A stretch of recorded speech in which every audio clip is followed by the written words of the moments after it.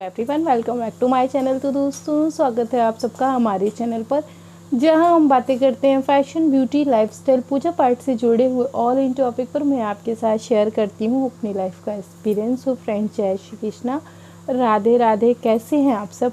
आशा करती हूँ आप सभी लोग अच्छे होंगे। मैं भी बिल्कुल ठीक हूँ। और आज मैं आपको एकादशी, उत्पन्ना एकादशी का शुभ मुहूर्त बताने जा रही हूँ, समय बताने जा रही हूँ। इस वीडियो में पूजा की विधि नहीं बताऊंगी क्योंकि पूजा की विधि ऑलरेडी अपलोड है, तो आप उसे चेक कर लीजिएगा।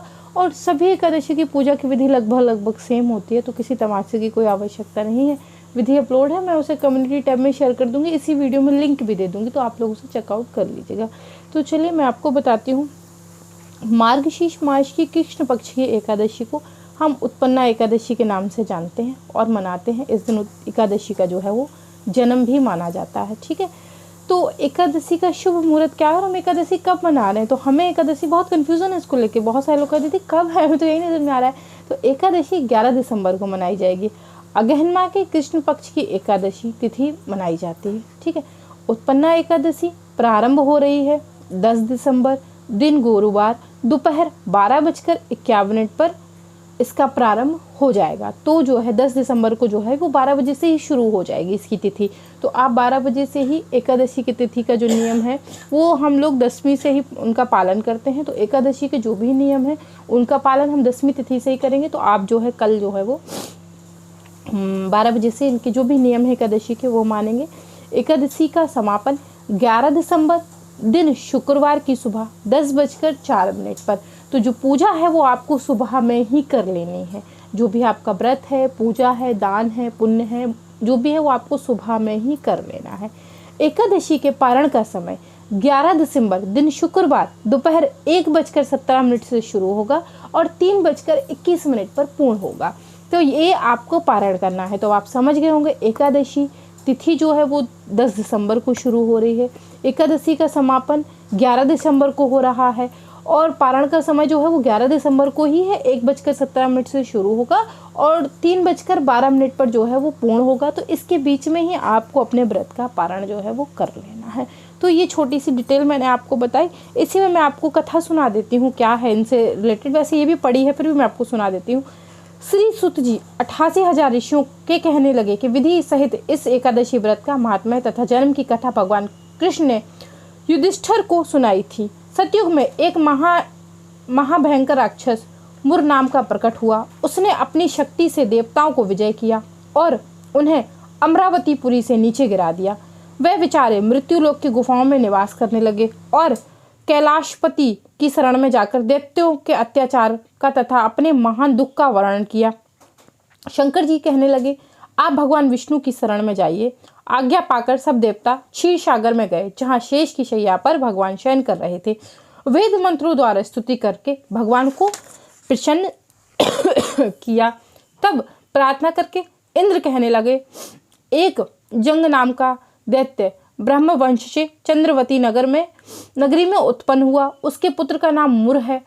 उस मुर दैत्य ने हमें स्वर्ग से निकाल दिया। आप ही सूर्य बनकर जल का आकर्षण करता है, आप ही मेघ बनकर जल बरसाता है। भूलोक के बड़े बड़े कर्मचारी देवता सब शरणार्थी बन चुके हैं। अंत आप उस बलशाली दैत्य को मारकर हमारा दुख दूर करिए। भगवान बोले, हे देवताओं, मैं तुम्हारे शत्रु का शीघ्र ही संहार करूंगा। आप निश्चिंत होकर चंद्रावती नगरी पर चढ़ाई करो, मैं तुम्हारी सहायता करने को पीछे से आऊंगा। आज्ञा मानकर देवता लोग वहां गए जहां युद्ध भूमि में मुर दैत्य गरज रहा था। युद्ध प्रारंभ हुआ, परंतु मुर के सामने देवता घड़ी भर ना ठहर सके। भगवान विष्णु जी भी आ पहुंचे। सुदर्शन चक्र को आज्ञा दी, शत्रुओं का संहार करो। चक्र ने चारों ओर से सफाई कर दी। एक मुर दैत्य का सिर ना कट सका और ना गदा उसकी गर्दन तोड़ सकी। भगवान ने सारंग धनुष हाथ में लिया। बाणों द्वारा युद्ध प्रारंभ हुआ, परंतु शत्रु को मार ना सके।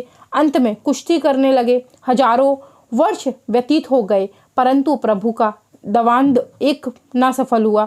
मुर दैत्य पर्वत के समान कठोर था, प्रभु का शरीर कमल के समान कोमल था। वह एक गया, मन में विश्वास की इच्छा उत्पन्न हुई। शत्रुओं को पीठ दिखाकर भाग चले। आपकी विश्वास भूमि बद्री का आश्रम भी यहाँ एक गुफा बाहर योजना की थी। हेमावती उसका नाम था। उसमें घुसकर सो गए। मुरदैत्य भी पीछे पीछे चला आया। सोते हुए शत्रुओं को मारने के लिए गए। मुरदैत्य को पीछे पीछे चला आया, सोते हुए शत्रुओं को मारने के लिए तैयार हो गया। उस समय एक सुंदर कन्या प्रभु के शरीर से उत्पन्न हुई, जिसके हाथ में दिव्य शस्त्र थे। उसने मुर के अस्त्र शस्त्रों को टुकड़े टुकड़े कर दिए, रथ भी तोड़ दिया। फिर तो उस सूरवीर ने पीठ न दिखाई, कुश्ती करने को कन्या के समीप आया। कन्या ने धक्का मार गिराया दिया और कहा, यह मल्ल युद्ध का फल है। जब उठा तो उसका सिर कटकर कहा कि यहाँ हठ योग का फल है। तो मुर की सेना पाताल को भाग गई। भगवान निंद्रा से जागे तो कन्या बोली, हे दैत्य, आपको मारने की इच्छा करने आया था। मैंने आपके शरीर से उत्पन्न होकर इसका वध किया। भगवान बोले, तुमने सर्व देवताओं की रक्षा की है। मैं तुम्हें पर प्रसन्न हूँ, वरदान देने को तैयार हूँ। जो कुछ मन में इच्छा है मांग लो। कन्या बोली, जो मनुष्य मेरा व्रत करे उसके घर में दूध, पुत्र, धन का निवास रहे, अंत में आपके लोक को प्राप्त करे। भगवान बोले, तू एकादशी तिथि को उत्पन्न हुई है, इस कारण तेरा नाम एकादशी प्रसिद्ध होगा। जो श्रद्धा भक्ति से तेरा व्रत करेगा उसको सब तिथियों के स्नान का फल मिलेगा, अर्थात मन शुद्ध हो जाएगा, अंत में परम धाम को प्राप्त होगा। घोर पापों से उद्धार करने वाला तेरा व्रत होगा। ऐसा कहकर भगवान अंतर्ध्यान हो गए। पतित पावनी विश्व तारणी का जन्म मार्गशीर्ष मास के कृष्ण पक्ष में हुआ, इस कारण इसका नाम उत्पन्ना प्रसिद्ध है। इस दिन फलार में इसमें गुड़ बादाम का सागर होता है। कुट्टू के आटे की सामग्री दूध, मेवा और फल ले सकते हैं। तो दोस्तों, इनसे जुड़ी एक छोटी सी कथा थी जो मैंने आपको सुनाई। शुभ मुहूर्त भी बता दिया। आशा करती हूँ वीडियो आपको पसंद आई होगी। अगर पसंद आई तो then like, share, subscribe, comment करना मत भूलिए।